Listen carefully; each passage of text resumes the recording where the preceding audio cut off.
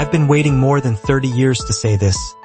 Dad, I always told you I'd come back and get my degree. I want to thank Harvard for this timely honor. I'll be changing my job next year, and it will be nice to finally have a college degree on my resume. I applaud the graduates today for taking a much more direct route to your degrees. For my part, I'm just happy that the Crimson has called me Harvard's most successful dropout. I guess that makes me valedictorian of my own special class. I did the best of everyone who failed, but I also want to be recognized as the guy who got Steve Ballmer to drop out of business school. I'm a bad influence. That's why I was invited to speak at your graduation. If I had spoken at your orientation, fewer of you might be here today. Harvard was a phenomenal experience for me. Academic life was fascinating. I used to sit in on lots of classes I hadn't even signed up for, and dorm life was terrific. I lived up at Radcliffe in Currier House. There were always lots of people in my dorm room late at night discussing things, because everyone knew I didn't worry about getting up in the morning. That's how I came to be the leader of the antisocial group. We clung to each other as a way of validating our rejection of all those social people. Radcliffe was a great place to live. There were more women up there, and most of the guys were science math types. That combination offered me the best odds, if you know what I mean. This is where I learned the sad lesson that improving your odds doesn't guarantee success. One of my biggest memories of Harvard came in January 1975, when I made a call from Currier House to a company in Albuquerque that had begun making the world's first personal computers. I offered to sell them software. I worried they would realize I was just a student in a dorm and hang up on me. Instead, they said, "We're not quite ready. Come see us in a month." Which was a good thing because we hadn't written the software yet. From that moment, I worked day and night on the extra credit project that marked the end of my college education and the beginning of a remarkable journey with Microsoft. What I remember above all about Harvard was being in the midst of so much energy and intelligence. Could be exhilarating, intimidating, sometimes even discouraging, but always challenging. It was an amazing privilege, and though I left early, I was transformed by my years at Harvard, the friendships I made, and the ideas I worked on. But taking a serious look back, I do have one big regret. I left Harvard with no real awareness of the awful inequities in the world, the appalling disparities of health and wealth and opportunity that condemn millions of people to lives of despair. I learned a lot here at Harvard about new ideas in economics and politics. I got great exposure to the advances being made in the sciences. But humanity's greatest advances are not in its discoveries,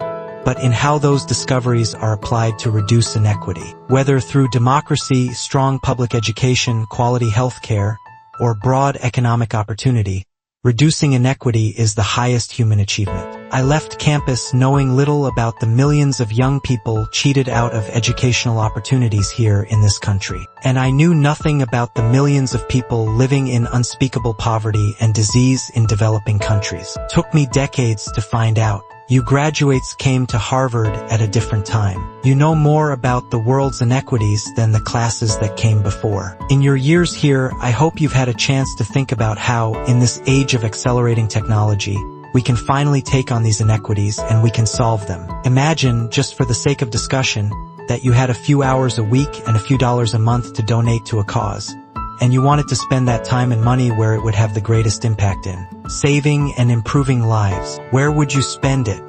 For Melinda and me, the challenge is the same.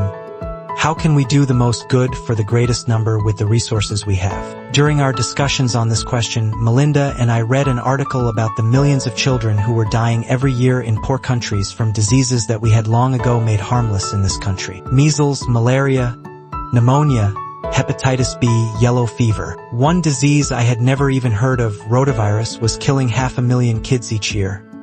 None of them in the United States. We were shocked. We had assumed that if millions of children were dying and they could be saved, the world would make it a priority to discover and deliver the medicines to save them. But it did not. For under $1, there were interventions that could save lives that just weren't being delivered. If you believe that every life has equal value, it's revolting to learn that some lives are seen as worth saving and others are not. We said to ourselves, this can't be true, but if it is true, it deserves to be the priority of our giving. So we began our work in the same way anyone here would begin it. We asked, How could the world let these children die?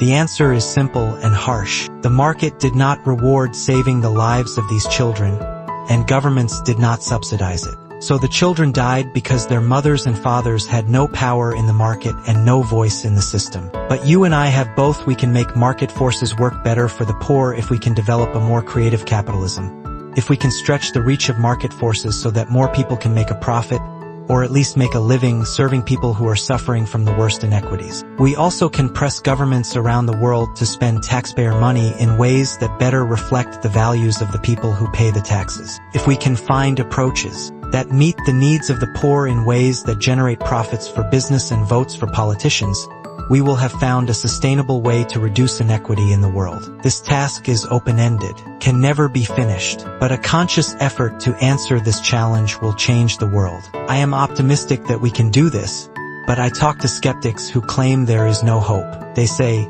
inequity has been with us since the beginning, and will be with us till the end, because people just don't care. I completely disagree. I believe we have more caring than we know what to do with. All of us here in this yard, at one time or another, have seen human tragedies that broke our hearts, and yet we did nothing.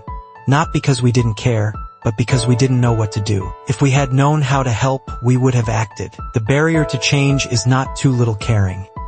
It is too much complexity. To turn caring into action, we need to see a problem, see a solution, and see the impact. But complexity blocks all three steps. Even with the advent of the internet and 24-hour news, it is still a complex enterprise to get people to truly see the problems. When an airplane crashes, officials immediately call a press conference. They promise to investigate, determine the cause, and prevent similar crashes in the future. But if the officials were brutally honest, they would say, of all the people in the world who died today from preventable causes, 0.5% of them were on this plane. We're determined to do everything possible to solve the problem that took the lives of the 0.5%. The problem is not just the plane crash, but the millions of preventable deaths we don't hear about. The challenge is to transform this interest into action. The second step, cutting through the complexity to find a solution, is even more difficult. Finding solutions requires expertise,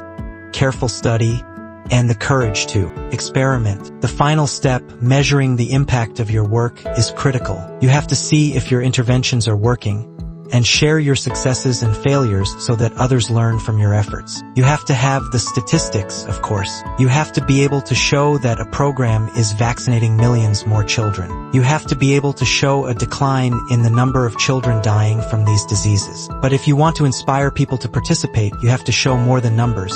You have to convey the human impact, that mothers and fathers are now able to raise their children, that families are freed from poverty, that young lives are saved for a future of opportunity. I'm still very much an optimist, and I believe that progress on even the world's toughest problems is possible.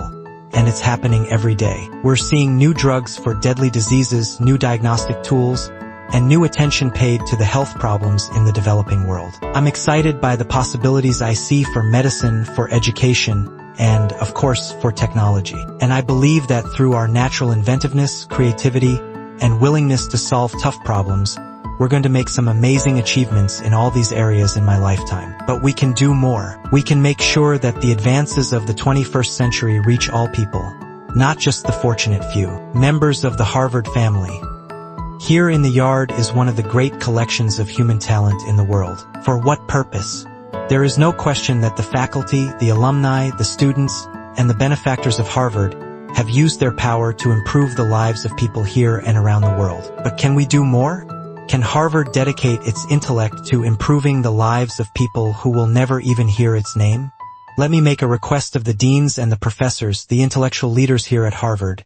As you hire new faculty, award tenure, review curriculum, and determine degree requirements, please ask yourselves, should our best minds be more dedicated to solving our biggest problems? Should Harvard encourage its faculty to take on the world's worst inequities? Should Harvard students learn about the depth of global poverty, the prevalence of world hunger, the scarcity of clean water, the girls kept out of school, the children who die from diseases we can cure? Should the world's most privileged people learn about the lives of the world's least privileged?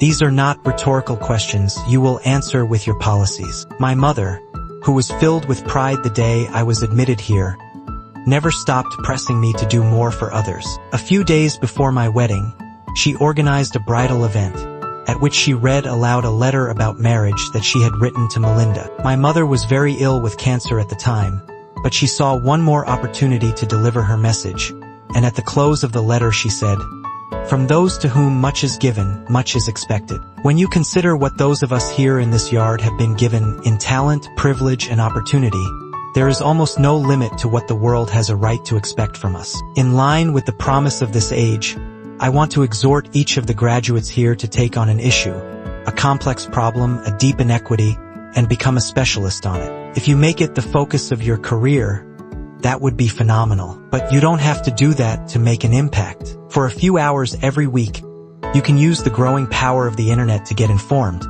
find others with the same interests, see the barriers, and find ways to cut through them. Don't let complexity stop you. Be activists. Take on the big inequities. It will be one of the great experiences of your lives.